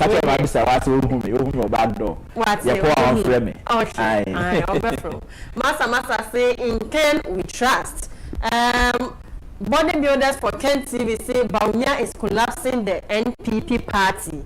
Instagram say good afternoon, Albert and all Kencity workers. In Philip Mountain for Ghana for Nina Monsoy Waka na at the power honorable Ken Infrasopa one so delegates Ejumanu Nina Moso where Instagram so the Germany and by or type of trip. Why not just the punishment? Colenius appear say I have observed something which is very interesting and a smart move by showing the late J.J. Rollins' speech and his image, which on this program every day speaks volume. If it is not due to selfishness and greed, I do not understand why Bawumia wants to run for NPP flag bearer once more when he is aware that the public does not trust him. And also the way I buy. Yeah, boy, do say no Ken, no votes. Yeah, mommy, when you champion say good afternoon, Albert and my granddaughter. How are you doing today? Hope all is well. We thank God for another week. Wish you blessed long weekend. God be with you all till we meet next week, God willing. And I am a love emojis. Francis Ada say let's Ken be Ken. Ama Francis say Ghanaians are waiting for honorable Ken, not Bawumia. Yeah, mommy, we need champion. Be Mosan say wish Mr. Inkum speedy recovery. Speedy recovery. I know God has healed him already. Keep the good work. Have faith in God. He will speak for you all the time. So be bold and say it as it is. Sinu Pein, love you always. Emmanuel Eshan say Kennedy is the best option for NPP. Bawumia is not known to Ghanaians. Morgan White say, Mr. Albert, I can assure you that Ghanaians are waiting for Honorable Ken, the real hope to save Mother Ghana. So be connected. And also the Nigerian ebaye. Bedi also say Ken one. Emmanuel Eshan say Mr. Fojo Sinupay to your listeners that Ghanaians are not interested in Bawumia because he is not economically competent. Bawumia is weak to control the people around him. And also then thereby Christian Kodia say Ken all the way 2028. Betty Hazel say watching you live from Ashaman Estate. Sinupay, please, we want power, God willing, 2028. Nyameya adoma power member. Emmanuel Eshen say, Mr. Host, do you think NPP researchers do not know about the effectiveness of Honorable Ken? Blame your weak secretary and chairman of NPP, period. And also the way by Philomena Yeboah Mensa say, good afternoon, Albert and Fojo. You guys are doing a fantastic job. I wish Mr. Inkum speedily recovery. Fred Kwesi say, good afternoon, Mr. Albert. I'm watching you live from South Africa, Johannesburg. Ken is the best man for NPP, no one else. And also the way by. Apia Manasseh say, Mr. Albert, the truth is the truth. If we make mistake and go for other candidates, and if we don't bring Honorable Ken, NPP should forget about the about winning power in 2028. Let us fool ourselves. No Ken, no votes. And also the way by. Colonials appear say, wow, Mr. Fojo is fantastic, and he's making the 2 TV now. Voting for Honorable Ken gets connected to and also the way by. Appear Manasseh and I'll say, if not Honorable Ken, NPP should forget about winning 2028. Ken is the only hope. Everyone is calling for Honorable Ken, and trust me, God has prepared him to take over Ghana to the highest level. Nanaya say, Mr. Fojo, you are such an eloquent speaker. Well done. Welcome, Mr. Fojo. Emmanuel Eshan say, I am asking the weak NPP leaders. I am asking the weak NPP leaders who are following Bawumia day in and day out that what message can they use to convince Ghanaians he failed in the economy, dollar to CD, galamsey, corruption, etc. And also the way by. Nanaya Boateng say, good afternoon, Mr. Albert. You guys are doing great job. Keep it up. Ken all the way. Where all the free Makati Hill and a buyer. Ekriaman say you guys are right. Abena did that say, must one even petition the leaders before they can take action? And how long will it take them to come out with their decision? Ama Kunedu say, let Ken be Ken. Bodybuilders for Ken TV say, this guy is wise. Abronya has lost the case in advance. And also answer Ekahom. Ama Kunedu say, okay, also please share and subscribe. Rutherford Nyako say, don't discuss that good for nothing guy. We have a lot to talk about. And also the way by it. Mami for 1 or 2 be or WhatsApp. WhatsApp. You have a crowd for you to call phone lines. Okay. It's WhatsApp. Then we say I say hi. Good afternoon, Mr. Albert. I'm Richard Ampofo from Malambawe, CP Ken 2028, Sinupay. We say good afternoon, Mr. Albert. NDC is growing stronger in Ashanti region because our chairman over there is too comedian. Due to that, we are all connected. Masinu Pain and Pasolo from the Wu Ekriapem. We say all parliamentarians should stop using coupons for fuel. We say good afternoon, Mr. Albert. The only person who can revive and raise the great elephant is Kennedy. He's our hope in NPP now to bring back the love and to rebrand the party into power. Let's Ken be Ken. I'm Emmanuel from Hebron. And the way so by. We say good day, Mr. Albert. The NPP know that the only hope for the party is Honorable Ken, but because of hypocrisy and arrogance, they don't. They want to play the party wicked and go for a candidate who can't win power for the party. Honorable Ken is the only hope. Oh, NPP, please listen and do the needful for us to gain power. Where Kweku Manasseh Odifidan Suman and a buyer. We say let's Ken be Ken. No Ken, no vote. It's about Mami Anasse 4 lines. 024 0550-899 0240550-899. Now before that, you know, and then I have a poem of justice and joy from the one and only Kweku Amodate Esquire. Let me read it through. Okay. But see, when justice stands on shifting sand, joy fades, trust bleeds. What's fair for one must be fair for all.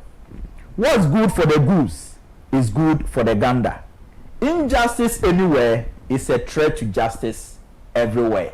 We a lawyer for and I'm a church or something way. But injustice anywhere is a threat to justice everywhere. Kweku Amodate Esquire. Hello, good afternoon. Good afternoon, Albert. No Pein. Yeah, I'm missing the pain. I'm from Chakasema, a man of Family Press Association. Yeah, I'm not Sunday day. Yeah, a meeting. Namadoma Sunday day. Yes, I said, will be a meeting away. Yeah, meeting no man FM in Chimwa. Okay. Yes, Namadoma Sunday day on the 8th. You be bad time with you. Pentecost. Yeah, we need the Afifi. I mean, I was saying that. Me catch us in a mission na mata o man FM ni next to mobile organizing. Yeah, that's it. Your family do them for AK Starboy. Na me can say abroad me guy na to da tie na ya na me hu ni say sabi oni people wa utility it is into so but I don't know no aka because abroad ya na betina o man FM ebe interview ebo o na bokan da fon abaso. Nene de wono asa dan ho anama kone akwati fa ko hu so na oba na fa obusa me de me kan say mamu so no so mamu so so because ono ankasa hu yate wa lusu dada because untimi nta o manten ma lusu ampis be se de o na asa me jawe de so e kasa e me gu obi hu fi sabu ni maduma ya asa ka wo ye wo die yi yeah, that's it. In the next 7 minutes, you have about 7 calls. Hello, good afternoon. Hello, good afternoon, Mr. No Pein. You can't say the chair, Miss Harvard. Yeah, but you didn't have your free. They didn't change your mind. So, the first meeting is from Kasefam. Sadam. Bacho, young person. Mr. Albert, Nenem Pacho, those spirit need be a Mr. Fojo Mana. Hey, for you are the spirit, that's a chair video. About you, why are you? Yeah, that's I'm fanning, come on. Okay, hold that. About you, my second command, your giant. Okay, hold that. Yo, I know, I am Pacho, me, won't send me no pet. Me Pacho, boss, you tell me. Now somebody can say what nyan ntia say yes just include your frimpon or person sa data there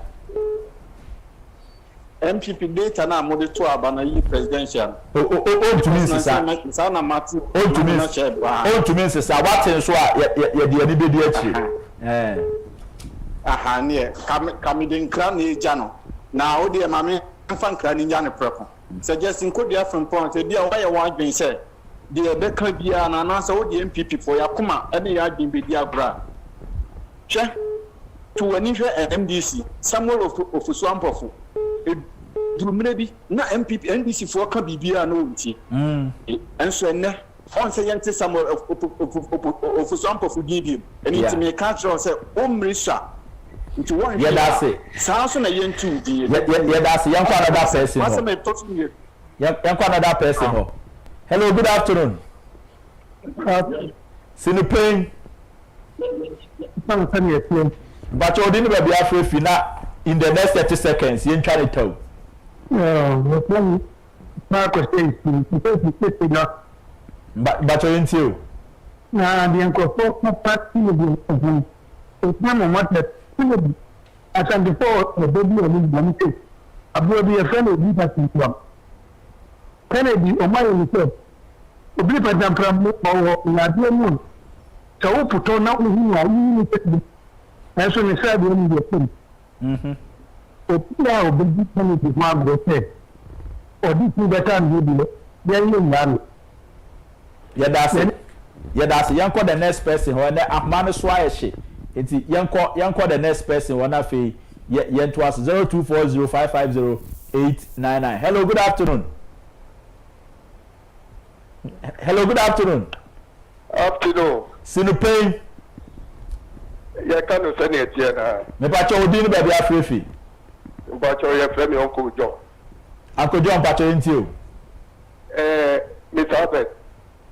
Yes, sir. Yeah, pacho. Yes, Remo. Mr. Albert, yeah, blame what now. Yeah, blame papa. I put the guitar bro here. Yeah, me go home. Me claim na me pese ya me ti ni dey kura se me be born ni dey kura e wo man FM. Ya te. Che yesremo. Honorable Ken Agyapong echi na ye tinu. Ye di agro wo kana hawo. Yeah. Ye be di agro. Yesremo mu nya sa kwa ni dey pokwa wo ya tu. Na ye focus wo ni aye pese ye. Ya te ye that's a powerful tool ni ye age ye de be adwuma. Hello, good afternoon. Hello, good afternoon.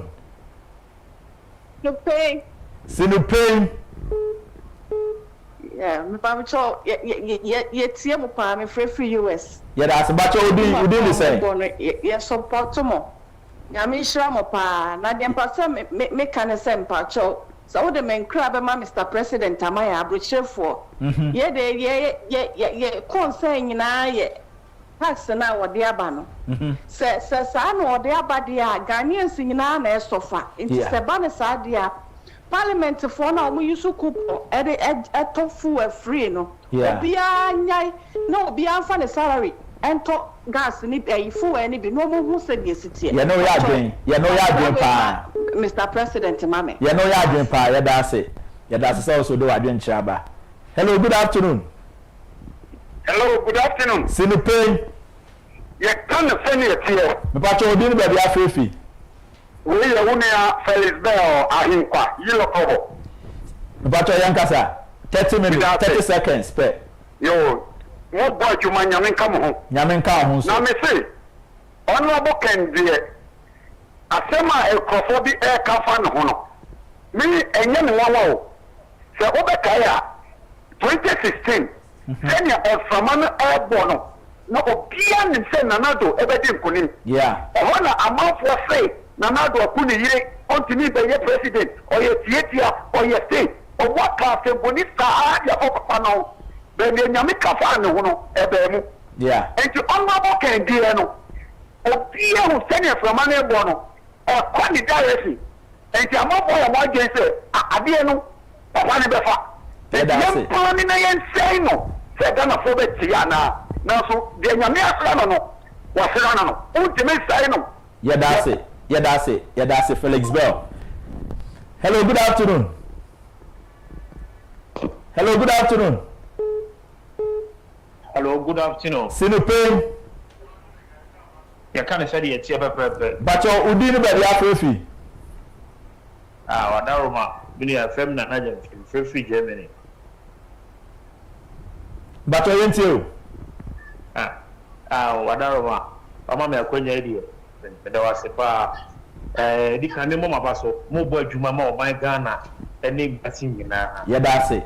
Na enema e koso sisi a Robin Peter to pay for NDC government ene ye nuadom na ye kan ye tu wo mofo ye campaign titiri o man FM.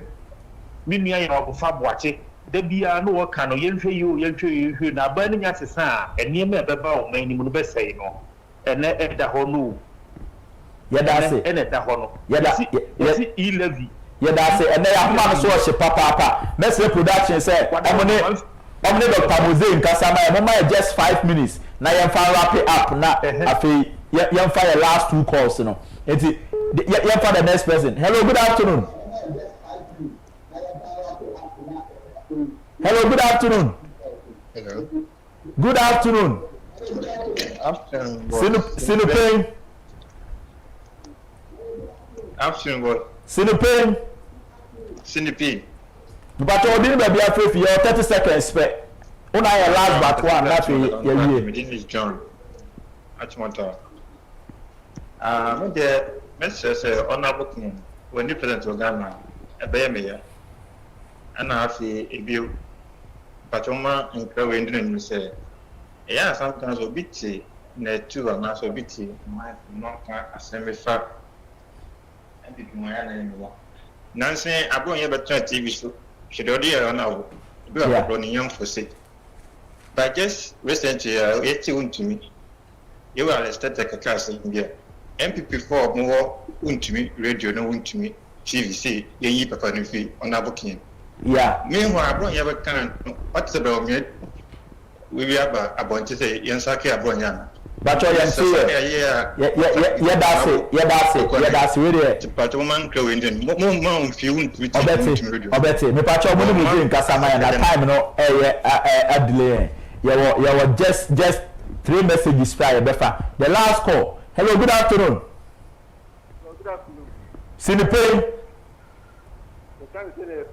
Me pacho we dey be free. O class free na fe ye to aso. Bacho ma one so kakra ye nte wonka. Okay, bacho ye nte o. MPP ede akuma super ba champion free MY. Ti won komodi ya be. Ubitumi akan ho abu. Yate, yeda se.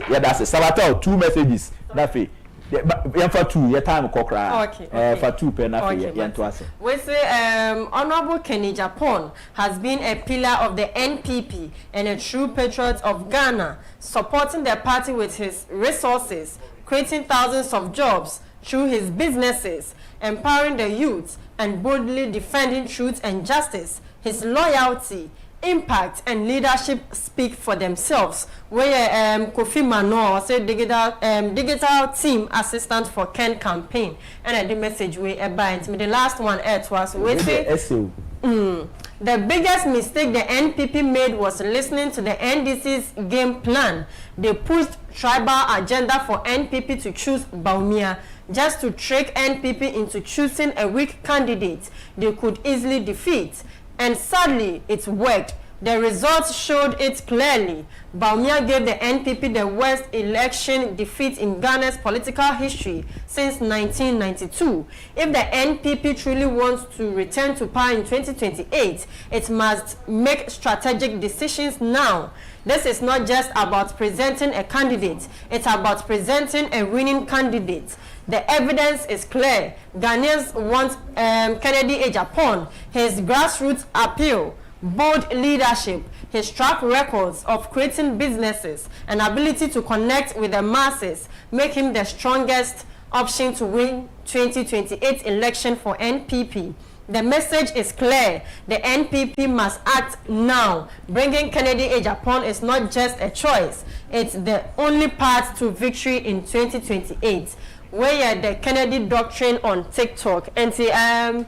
Sumeni Midwest so me fact that's your time no corporate Mose ejina me cause so all my pressure into no Mose so my 10 minutes into the next 10 minutes no na ana Mose what am I saying okay enti my member chairman Ike ho na fe yen wrap it up your time no corporate chairman enti enkoma ye din nyina no sesi a ye hwe the way forward ana how more than why ambassadors of Honorable Ken. You know the reason why Opese Honorable Ken a baby lead party no. In the next 2 minutes, Ghana vote you. Then amount that conviction all the time. Over Opepano from all the way from Sunyani to just come and propagate this gospel. And then the issue in Christ. But here you do say we need a pragmatic leader. So what you say? See the mine businessman. No running mine senior ye business na. Because me tell me businessman, me run school. Me run school. Yeah. Me workers 46. Wow. Me run school watcher. So what I say? Until me I understand business. Yeah. Say all the mine businessman. Yeah, yes, business in Indian. Obey your mama and your manu former ye businessman. Near to me I employ bibly. It was abiding to me or probe. Yes. Yeah. Only send you busy ayeno. So what I say? Debia make us say from Montpellier Lawrence so. Any baby see you your mama. So what I want my age in a baby jina no cray no cray. Yeah. You inquire me unemployment has been an issue. Yeah. From that time you know basis army. I didn't think I'm a businessman. Opportunity. Na on the boom mine and no so young head. Nanisu Adihu. Burkina president. Ono cry require of us or the back door and the buy. And I'm so a business oriented person in when we send you was here, I Burkina says here. Yeah. Adriano, as I say, a year Juma, a creative Juma. It is a Nimdiani Nisa and Crofono. Because you try economists now, you try communicators, you try lawyers, teachers. Baby, you jina. They say you swear Adriano. Me war mono. Omohuna me dwene. Me dwene da cheno. Yeah. Enye ye proud ye yem benefit. Enti esese ye mu bi e de ye nkwato ho. E ka no kore ne kire. Da chinchirima. Da chinchirima. Me da say lawyer Amankwa anam chairman Amankwa anam ne di nkomo no. Oye second vice chairman Emma Sunyane West constituency ana edi nkomo. Lawyer say chairman say ono no enye ono ne pene bom ning da chinchirima ntia. Me na so da kai say adwe na anya adwuma e kon no ene bre. Enti no ha ana ebebe ma kwan na edi No Pein asi aseda kese enkoma Palaton Properties aseda nkoma Tabi Hatakum na aseda so nkoma Hard Builders Real Estate aseda kese so ensa nkoma Fosua Mem Powder se mo so ya sene ene production crew nyina me da aseda kese na ede mamu ene na ede this week No Pein no nyina asi speed recovery kese and yes de ama Mr. Inkum ye nyina wo hope se nyame adoma ejoda obesa ba be kan nyina ho ne ye de odo aye adwuma me de aseda ma menua Shadrack Fojo se ono so be kan ho ne ye bi Ghana nkomo no ebremo production crew ni nyina me da amase se mo so mbo adwuma the titiru HFM fo ana Nap radio for aseda kese enkoma mo na aseda kese enso nkoma Oman FM ene na 2 MCR na obi dia ka production ho me am tina ma Mr. Nkum me de Albert Asumani se bi kan no sika no fanu ye twa ha na ye twa ha ene ye twa wa o chena bia be ko ba bi foforo ni nyina ma kekere ene ne yie yemutia o paso o ngoma so no ene na numo de ne mom ne yie mutia ha ene de No Pein besi No Pein na wa je so se ye ka no se de etie